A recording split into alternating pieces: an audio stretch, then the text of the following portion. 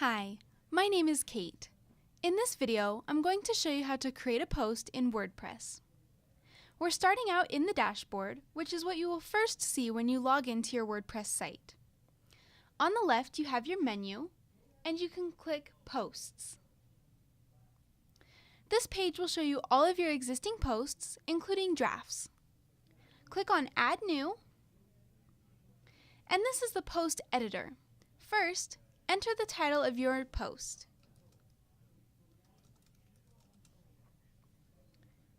Now you have the text editor.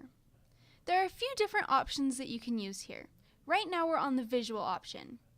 You can change fonts and use the toolbar, which will give you more options as well. You can also use the text editor, which is more for HTML. There's also a new feature called distraction-free writing. You can click on this, and it will just give you a simple page to write your blog post.